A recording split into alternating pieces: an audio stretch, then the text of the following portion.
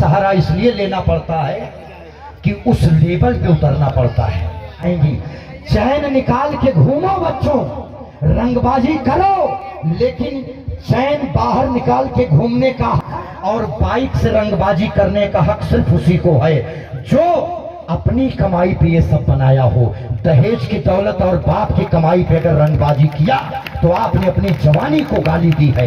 लानत है इस देश की जवानी पे। बाप की कमाई पे मजा करो तो उतना बाप को कमा के दो, और कहीं भी शादी तय करने जाओ, अगर तुम्हारा बाप दहेज मांग ले तो एक मुंह देखने वाला शीशा लेके जाओ, अपने पिताजी को कहो पिताजी इसमें मुंह देखो, और कहो हम भिखारी, हमारा खानदान भिखारी, हमारी आने वाली पीढ़ियां कहे नहीं हम मांगे नहीं थे, वो अब हम खुद ही दिए थे। अच्छा तुमको तुम फॉर्च्यूनर से जा रहे हो, मैं रुकवा के तुमको भीख दूंगा, ले लोगे?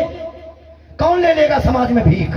नहीं हम मांगे नहीं थे लड़की का। लड़की के बाप को कहो कि जो कुछ भी तुमको देना हो सिर्फ अपनी बेटी को दो, सोना चांदी। मेरा बेटा मैंने काबिल बच्चा पैदा किया है, वो खुद बाइक खरीद के चल लेगा, वो खुद सोने की चैन बना के पहनेगा। और ध्यान रखना यहाँ जितने लोग वो मेरा बाबू खाना खाया, अगर आपको अपने ही बाबू से शादी करनी है तो कम से कम अपने जीवन में बच्चों इतने काबिल बन जाओ कि लड़की की बाप की हैसियत ना हो तुमको रिजेक्ट करने की। तब ये बात है। पुष्पा पिक्चर का डायलॉग तब मारो कि ब्रांड साला कपड़ों में नहीं कैरेक्टर में होना चाहिए। इससे भी दहेज प्रथा नहीं खत्म होगी, कोई आदमी खत्म नहीं कर सकता है। इस देश के बड़े बड़े अधिकारी तक दहेज ले रहे हैं भैया। दहेज प्रथा कैसे खत्म होगी? अब आपकी तालियां बजें। दहेज प्रथा को खत्म करने का रामबाण उपाय, ये सारी बेटियां कान खोल के सुनिए, हमारी माताएं बहनें और जिनके घर में बेटियां हैं, ये जो लड़कियां मोबाइल में विराट कोहली, टाइगर श्रॉफ और हीरो की फोटो लगाती हैं, उनके आइडल, और माँ बाप उनकी शादी करा देंगे जेठालाल से, और पूरी जिंदगी टप्पू के पापा खाएंगे। ऐसे नहीं खत्म होगी दहेज प्रथा। अपनी बेटियों को इतना पढ़ाओ, खेत बेच के पढ़ाओ।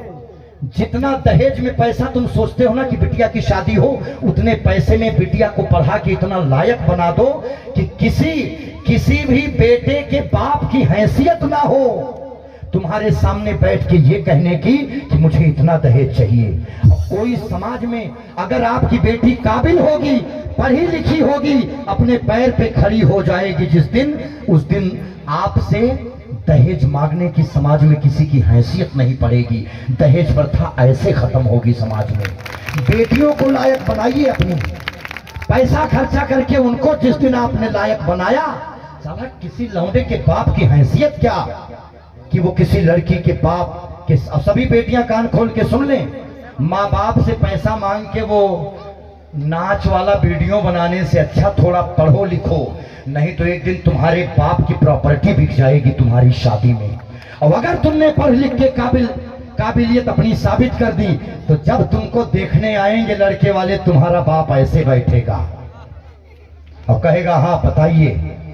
झुके हुए होंगे। समाज में ऐसे परिवर्तन लाना पड़ता है। सावित्री बाई फुले को पढ़िए, महान बाबा साहब भीमराव अंबेडकर को पढ़िए, आचार्य चाणक्य को पढ़िए, महाराणा प्रताप को पढ़ना पड़ेगा। मैं आपको बता रहा हूँ, शादी होती है लौंडों की, अपनी पत्नी के साथ जाएंगे ताजमहल देखने, कहेंगे जानू ताजमहल मोहब्बत की निशानी है। ताजमहल अय्यासी की निशानी है। क्या बात कर रहे हैं, कटे हुए हाथों की निशानी है। तालियां आपकी बताएंगी, अगर भारत देश में मोहब्बत की निशानी कुछ है तो वो श्री राम सेतु है। बोलिए जय श्री राम।